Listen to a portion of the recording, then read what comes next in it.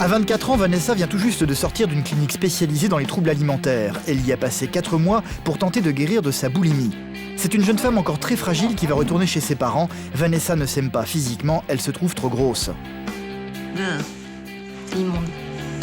Elle cultive volontiers un look adolescent par peur de grandir et déteste sentir le regard des gens sur elle. J'ai l'impression que tout le monde me regarde et tout le monde ne fait que me fixer et de dire « Oh mon Dieu, regarde ce truc immonde !» Ses angoisses et son mal-être la poussent à se jeter sur la nourriture, se forçant à tout régurgiter par la suite pour ne pas grossir. Ces 4 mois passés dans cette clinique lui ont normalement appris à gérer ses pulsions, sauf que Vanessa se sent toujours vulnérable. Le retour à la vie normale est difficile, le moindre plat appétissant lui fait peur.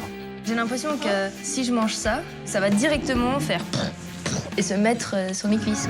Faire les courses au supermarché se transforme vite en véritable cauchemar pour elle, irrésistiblement attirée par la nourriture. Ça te fait quoi? J'ai envie de tout bouffer. Ou pas, enfin ça me rend malade de voir ça. Pour ses parents, le comportement de Vanessa reste encore aujourd'hui un mystère. Je ne comprends pas. Je ne comprends pas qu'on puisse avoir un rapport aussi compliqué et aussi honteux par rapport à la nourriture. La jeune femme va devoir réapprendre à affronter le quotidien sans céder à ses pulsions. Un combat qui inquiète énormément sa maman qui ne sait plus vraiment quoi faire pour aider sa fille. Faut pas pleurer. Je suis fatiguée. Après 4 mois passés en clinique pour soigner ma boulimie, je vais enfin sortir. Je vais tout faire pour ne pas craquer, mais je sens que j'ai encore des faiblesses. Je ne suis pas sûre que Vanessa soit prête à affronter la vraie vie. Je pense qu'elle a besoin d'une béquille ou de plusieurs béquilles. Et une des béquilles, c'est nous. Pour guérir, il faut qu'elle apprenne à s'aimer, en fait. C'est une étape obligatoire, nécessaire. Comment la faire se réépanouir, si je puis dire, ça va être une grosse question.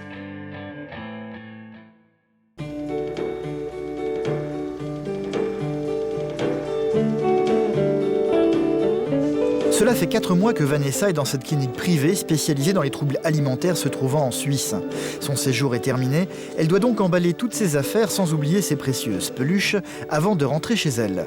Si Vanessa a intégré cet établissement, c'est pour soigner son problème de boulimie. Le début du séjour n'a pas été simple pour elle. En arrivant ici, ils m'ont posé une sonde nasogastrique. Donc c'est un tuyau qui passe dans le nez ici et qui descend jusque dans l'estomac. Et on est nourri par une petite poche de fibres, nourriture et tout ce qu'il faut, disons. Ça m'a permis d'éviter en fait, de devoir manger, de porter un aliment à la bouche. Parce que dès que j'avais quelque chose dans la bouche, il fallait que je le vomisse après. J'ai eu la sonde pendant 2 mois, tout en faisant des crises de temps en temps. Mais là, maintenant, ça va bien. En tout cas, les crises, elles sont de plus en plus espacées. Et c'est ce qu'on cherche à faire.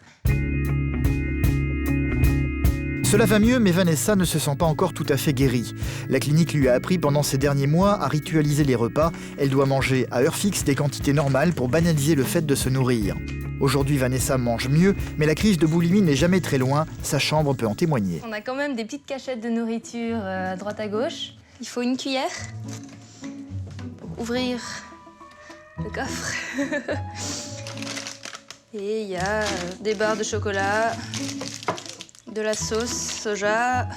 J'ai besoin de toujours avoir de la nourriture proche de moi, au cas où j'ai une compulsion très puissante, disons, où j'ai besoin de manger, mais tout de suite, là, maintenant.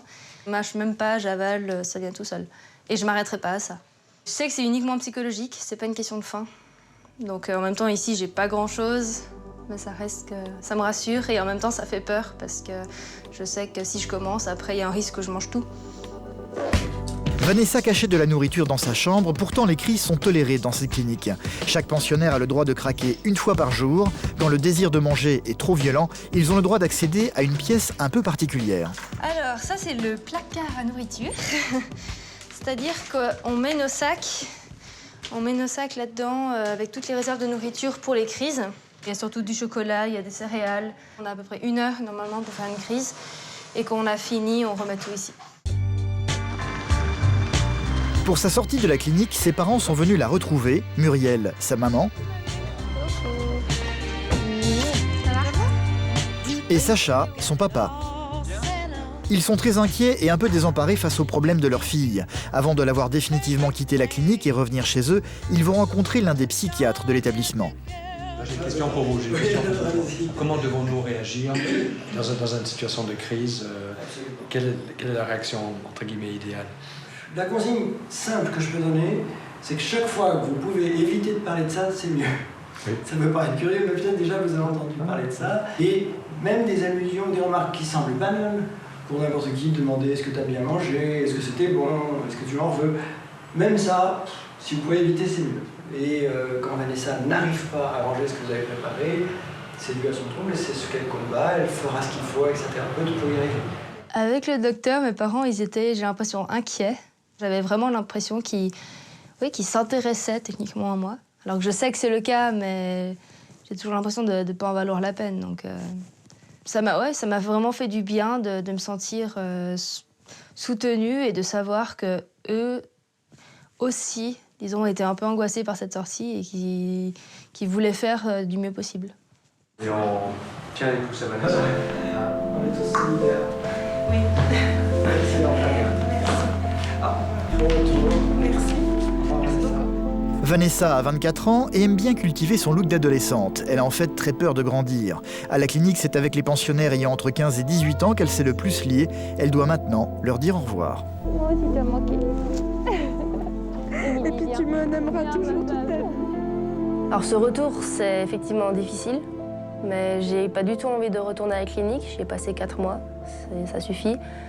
Donc maintenant, mon but, c'est vraiment d'apprendre à vivre et de tout faire, de me donner au maximum pour faire comme n'importe qui de 24 ans, c'est-à-dire vivre. Ce soir, elle va retourner dans la vie de tous les jours en essayant de mettre en application tout ce qu'elle a appris durant son séjour. Ce qui inquiète beaucoup sa maman, d'autant plus que ce soir, Vanessa va être livrée à elle-même. Ça m'ennuie beaucoup, mais bon, on a un dîner officiel, donc on ne pouvait pas se libérer ce soir.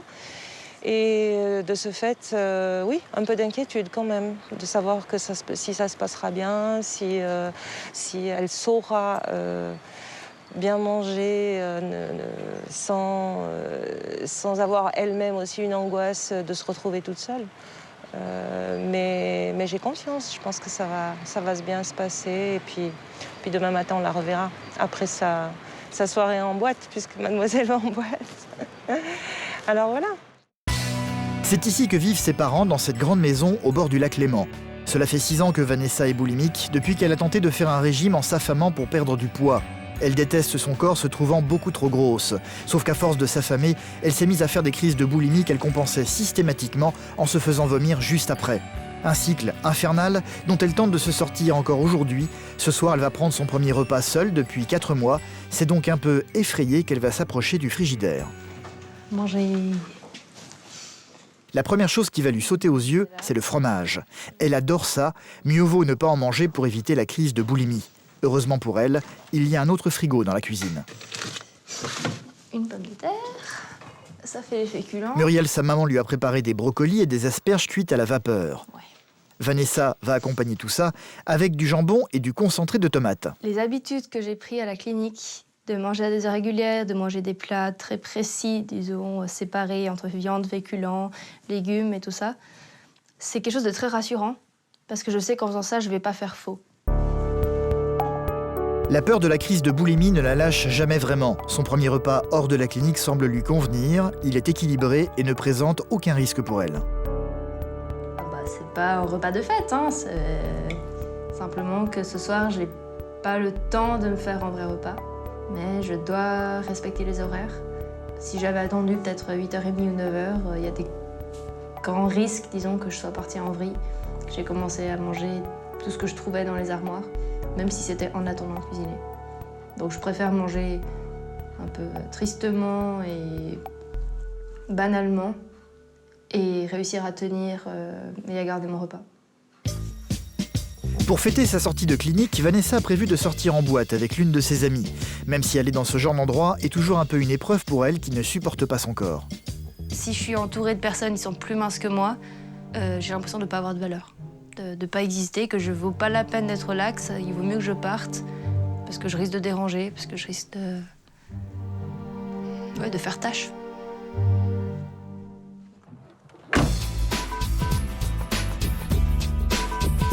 Elle va tout de même essayer de prendre du bon temps avec Laura, sa meilleure amie. merci, ça fait plaisir de te voir. T'es toute belle. Mais toi aussi. Et là, tu te sens comment? Je me sens libre. Je me sens libérée surtout. Je me sens très contente de sortir, surtout en sachant que c'est un vendredi soir. Et que normalement, je suis à la clinique, devant la télé, enfin là, en train de dormir. C'est beaucoup de bien.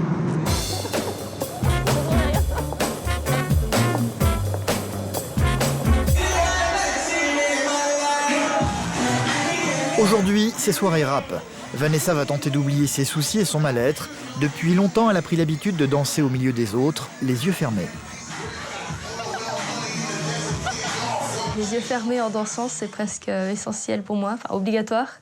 Parce que sinon, j'ai l'impression que tout le monde me regarde et tout le monde ne fait que me fixer et de dire « Oh mon Dieu, regarde ce truc immonde !» Donc ça me fait peur. Par contre, quand je ferme les yeux, je me sens relativement bien.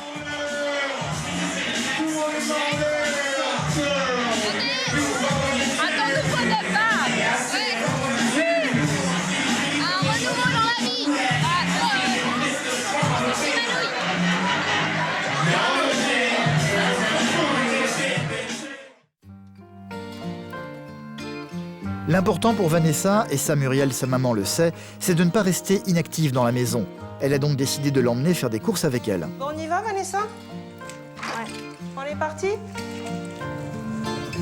Muriel aimerait aussi juger par elle-même des progrès de sa fille face à ses troubles alimentaires.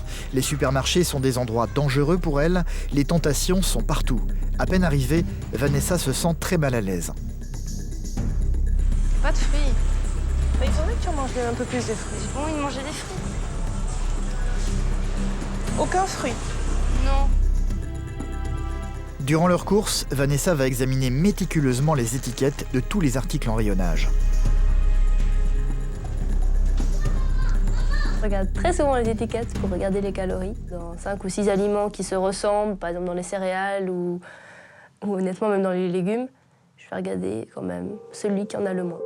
Vanessa veut des aliments qui ne la fassent pas grossir, tout en évitant les choses dont elle raffole qui pourraient provoquer des crises de boulimie, comme des tablettes de chocolat, par exemple. Pourquoi tu es partie comme ça quand même? Très bien. Mais dis-moi. Rayon chocolat. C'est bon? On peut avancer? Non, ça te fait quoi? Non, il faut que tu affrontes. Ça te fait quoi? Ça fait que j'ai envie de tout bouffer. Ou pas. Enfin, ça me rend malade de voir ça. Ça te donne envie de tout acheter? Non, mais non, j'ai pas envie de manger maintenant, mais je sais pas, ça me rend malade. De voir ce qui te donne envie, en fait. Ouais. J'en ai envie, en même temps j'en ai pas envie, puis ça me dégoûte. Mais on peut avancer, s'il te plaît? On avance. Être en plein milieu des rayons, j'ai l'impression qu'il m'appelle en me disant « Mais mange-moi, mange-moi, je vais te calmer si tu es stressé, grâce à moi tu iras mieux, grâce à moi je sais pas, tu pourras sourire ». Et en même temps, de nouveau le même truc me dit « Oh mais je suis immonde, plein de graisse, tu dois pas me toucher, tu dois me fuir, plus jamais tu mangeras ». Enfin, j'ai toujours ces deux trucs dans la tête. Et le chocolat n'est pas l'unique source de tentation dans le magasin. Pas les chips. Les chips, c'est la même chose que le chocolat? Non, pas les chips. Hein? Les chips, ça te fait la même chose que le chocolat? En pire. Je peux prendre ça pour mon goûter. Vanessa, sentant la crise arriver, décide très vite de manger quelque chose d'inoffensif pour se calmer en prenant du jus de pomme. Mais le jus de pomme ne suffit pas, elle va donc également ouvrir un paquet de galettes de riz au chocolat. Pas grand-chose, on peut le reprendre. Tu fais quoi là, ton goûter? C'est ton... Ah oui. Oui. J'ai pris le jus de pomme, mais il faut que je mange, il est 5h20. Ouais, c'est ton heure, quoi. Mais c'est surtout que c'est un peu... Ouais, c'est ton heure. Pas le meilleur endroit, donc ça me calme. Et pourquoi tu es stressée, là? Il n'y a pas de Parce raison. que je suis entourée de bouffe, maman. C'est comme si toi, tu voyais des serpents et des araignées dans tous les bacs. À part que la différence, c'est que les serpents, moi, ils ne m'attirent pas, alors que la bouffe, elle t'attire. Et ils me dégoûtent. Oui, enfin, ça Les deux à la fois. Oui, mais ça me dégoûte aussi. La nourriture la dégoûte, pourtant l'air de rien, Vanessa est tout doucement en train de remplir le caddie d'une montagne d'aliments. Avec ça, moi, j'en aurais pour 3 semaines. Je suis un peu effarée, mais bon, elle a besoin de faire comme les écureuils, en fait, je crois. d'être rassurée parce qu'elle a plein de bouffe autour d'elle. Et puis, moi, j'ai de la peine à comprendre parce que c'est vrai que tous ces derniers temps, on mangeait... la nourriture, c'est vraiment, pour nous, un peu accessoire, quoi. Il faut, oui, quand c'est l'heure de manger, on a faim, on mange, et puis voilà, on passe à autre chose. Alors que là, j'ai l'impression que tout tourne autour de la nourriture. Et c'est lourd. C'est seulement en rentrant chez elle que Vanessa se rend vraiment compte de la quantité de nourriture qu'elles ont ramenée du magasin. Là, je suis en train de me dire que ça pourrait autant faire une seule soirée, tout ce qu'il y a sur la table, qu'un mois entier avec moi. Et que c'est un petit peu grave. Mais j'en suis encore à me demander si un jour j'arriverai à manger normalement et à m'en sortir, quoi. Ce soir, on va faire une fondue. Est-ce que tu veux en manger un petit peu? Non. Est-ce que tu veux juste essayer un petit morceau? Je verrai sur le moment. D'accord. Mais je verrai. Je verrai. Même si le psychiatre de la clinique a bien précisé aux parents qu'ils ne devaient pas changer leurs habitudes alimentaires, manger de la fondue est une chose délicate pour Vanessa. Tu veux piquer un tout petit bout de... Je lèche la cuillère quand t'as fini de tourner. Ça te va? Oui. Attention, je te brûle ça. Elle adore le fromage. Si elle commence à en manger, le risque est qu'elle ne puisse plus s'arrêter et qu'elle fasse une crise de boulimie.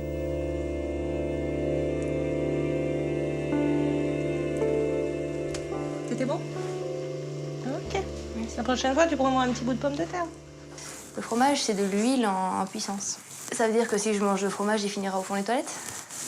Et c'est un petit peu pas le but non plus, parce que c'est bon, le fromage. Donc je préfère ne pas en manger et ne pas devoir vomir après, plutôt qu'en manger et que ça finisse là-bas, quoi. Par prudence, Vanessa préfère donc se priver de fondue.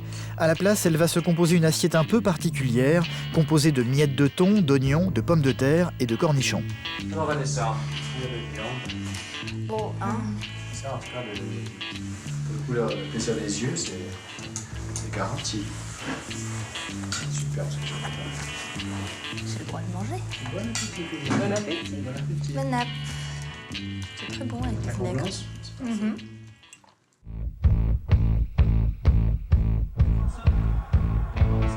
Dans la vie, Vanessa fait des études pour devenir enseignante. Des études qu'elle a mises pour le moment entre parenthèses. Son retour à la vie normale est encore tout récent, pourtant elle semble déjà reprendre de mauvaises habitudes. Le fait de rester vautré dans un canapé pendant des heures et des heures à regarder la télé, c'est souvent le signe qu'elle se laisse de nouveau aller. J'ai l'impression que ton métier, tu n'es plus trop motivée. Je suis pas en période de vouloir reprendre une classe maintenant, c'est tout. Je suis faite pour glander devant la télé et l'ordinateur. Bien voyons. Si elle continue à ne pas faire grand-chose de ses journées, elle aura beaucoup trop de temps pour penser, et repenser, et ressasser, et broyer ces histoires alimentaires. Et donc, ça ne va pas aller en s'améliorant. Si je la brusque trop, elle risque de se mettre à pleurer, de monter dans sa chambre dans tous ses états et de recommencer à vider un frigo ou une armoire et repartir dans le processus de la boulimie.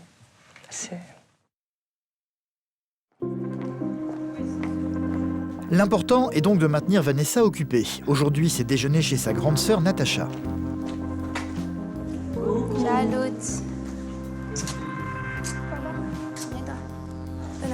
Salut. Merci pour l'invitation.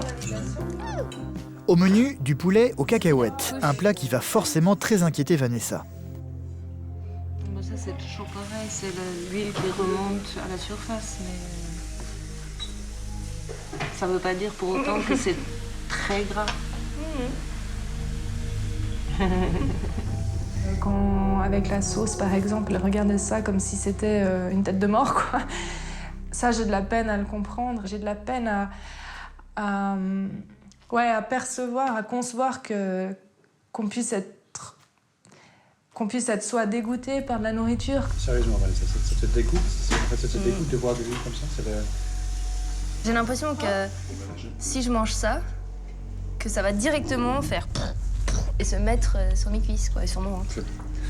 J'essaie tant bien de mal de comprendre. Je ne comprends pas. Je ne comprends pas qu'on puisse avoir un rapport aussi compliqué et aussi honteux par rapport à la nourriture. Je reconnais que je ne comprends pas. Non, mais t'inquiète pas. Non, mais justement, il faut que j'apprenne à regarder. Je veux dire, c'est normal. Donc, il faut juste que j'apprenne à regarder. Natacha avait prévu la réaction de sa sœur et lui avait préparé du poulet nature pour elle. Mais Vanessa va tout de même se risquer à goûter le plat principal.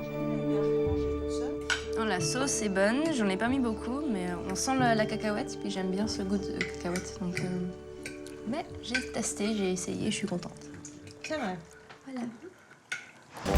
Natacha sait aussi que l'une des raisons pour laquelle sa sœur est dans un tel mal-être, c'est qu'elle ne supporte pas les formes de son corps. Dans quelques mois, Natacha doit se marier. Aujourd'hui, elle va donc pousser Vanessa à choisir sa tenue pour la cérémonie. Bonjour.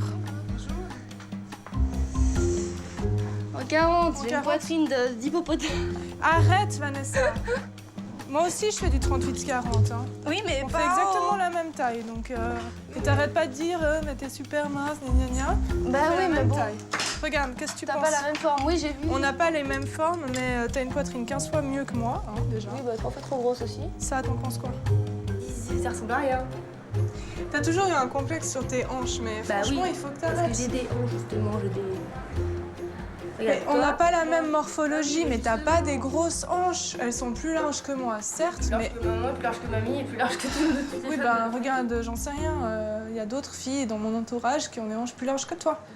J'aimerais être en rectangle dans le sens que j'aimerais ne pas avoir de forme sur les côtés. J'aimerais... c'est pas ça.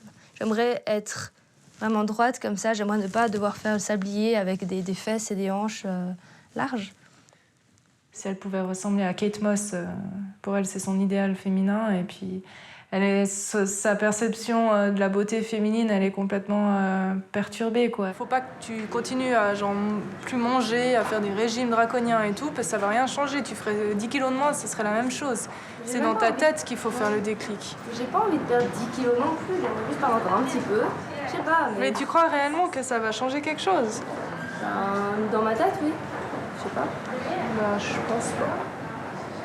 Je pense qu'à la base, c'est dans ta tête qu'il faut apprendre à... Mais oui, mais ma tête, elle est... Ce qui était le plus difficile, c'était de l'entendre dire « mais arrête de dire que t'es grosse, arrête ci, arrête ça ». Parce que j'aimerais bien arrêter, mais je peux pas. Moi, c'est comme si j'avais une étiquette sur le front, tu es énorme. Et je peux pas me voir différemment. Arrête, mais... Qu'est-ce que tu te plains de tes bras? Ils sont parfaits, tes bras. Regarde, tiens-toi droite, hop, poitrine en avant. Mets tes atouts en avant. Et tu veux la paix dans le monde. T'es magnifique dans cette robe. Arrête de faire la patate et de dire « Oh, mais j'aime pas ce que je porte ». Certes, elle me va bien, j'admets. Bon, mais je vais quand même aller essayer les jupes. Et tu admets que tu devrais porter des robes plus souvent? J'admets que j'aimerais bien ressembler à toi. Oui, J'admets que je veux porter des robes plus souvent. J'admets qu'il faudrait peut-être qu'un jour je songe à porter des robes plus souvent. Voilà, c'est bien. Allez, va mettre la jupe. Que je commence à songer à la possibilité. Ça va, on avance. Vanessa finit ses courses en souriant. Pourtant, cette séance d'essayage n'a pas été un plaisir pour elle. Cela l'a mis mal à l'aise. Quand elle va rentrer chez elle, elle n'a qu'une envie, manger et en grosse quantité. Pour éviter de céder à sa pulsion, elle va se préparer à toute vitesse un repas équilibré pour oublier sa sensation de faim. Elle va commencer par mélanger de la soupe avec des morceaux de thon. Là, je l'ai frotté. Tu mets du thon. Mais c'est ce que je t'ai dit, de ne pas critiquer mes mixtures, maman. Ne critique pas, je te pose la question, c'est tout. Ça va très bien. Maintenant, je mets du riz. Comme ça, j'ai un plat unique, mais avec tout dedans. Et je vais quand même manger devant la télé. Et elle va engloutir son repas en un temps record. 4 minutes plus tard, le saladier sera entièrement vidé. Dis-moi, Vanessa, tu vas pas reprendre l'habitude de manger devant la télé. Hein. Ça, tu sais que je veux pas du tout ça. Dans la mesure du possible, j'aimerais bien qu'on mange... Bah oui, mais t'as mangé sans moi. Bah, j'ai mangé sans toi parce que je savais pas à quelle heure tu allais arriver et que moi, je dois partir, c'est tout. Un comportement qui inquiète terriblement Muriel, sa maman, qui ne sait plus vraiment quoi faire pour aider sa fille. Je te dis simplement que nous, on va pas accepter ça. En même temps, petite parenthèse, manger dans la cuisine, c'est manger plus près des frigos. Avec tous ces essayages et tout, Puis l'odeur des frites dans le magasin, c'est bon. En fait, je suis tellement stressée que je serais allée manger le paquet d'Emmental sinon. J'aurais pu avaler ça en 1000 fois. Et que se passerait-il si tu avais ton propre appartement et que tu vis... Mais c'est justement bien le truc, c'est que j'ai pas mon propre appart, maman. Si j'avais mon propre appart, je retomberais bien au fond. Et si j'étais toute seule, abandonnée toute la journée, bah, j'en profiterais aussi.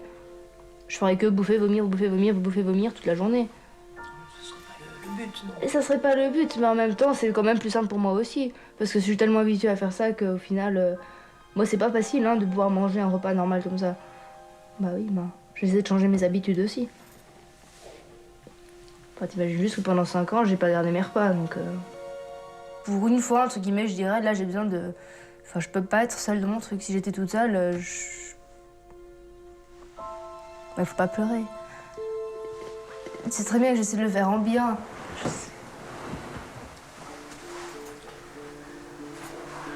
Je sais. Bah, au final, j'ai mangé.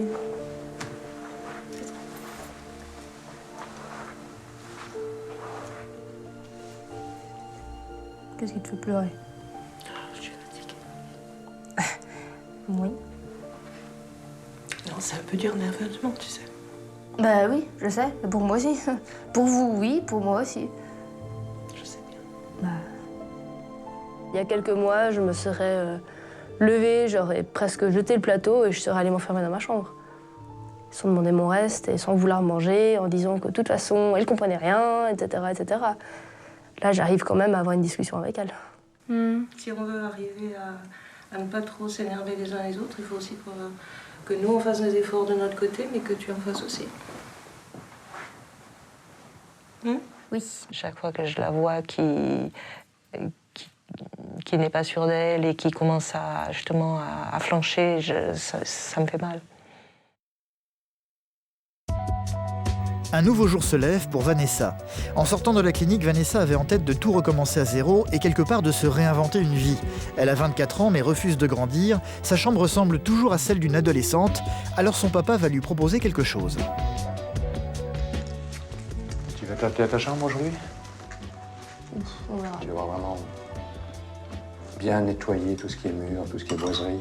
Mais je sais, mais il faudrait surtout refaire le mur, comme il part en vrille. Déjà, refaire la peinture de ta chambre, de tout réagencer. Vanessa va donc commencer par décoller tout doucement, un par un, les posters de son enfance. Je sais que j'ai 24 ans, mais que j'agis souvent comme si j'avais 12 ans. Et en même temps, j'ai effectivement besoin de passer à autre chose. C'est-à-dire que grâce à la clinique, j'ai réussi à évoluer sur beaucoup de points. J'ai besoin juste de me refaire une vie qui soit différente de celle que j'avais dans cette chambre, techniquement, avant toutes ces histoires. Ça fait 6 ans que ma chambre, elle n'a pas changé. C'est assez symbolique de les déchirer. Ça veut dire que je ne pourrais pas les remettre. Parce qu'il y en a que j'aime bien, que j'aimerais d'une certaine manière bien garder, mais comme ça, j'ai pas le choix. Je peux pas les recoller.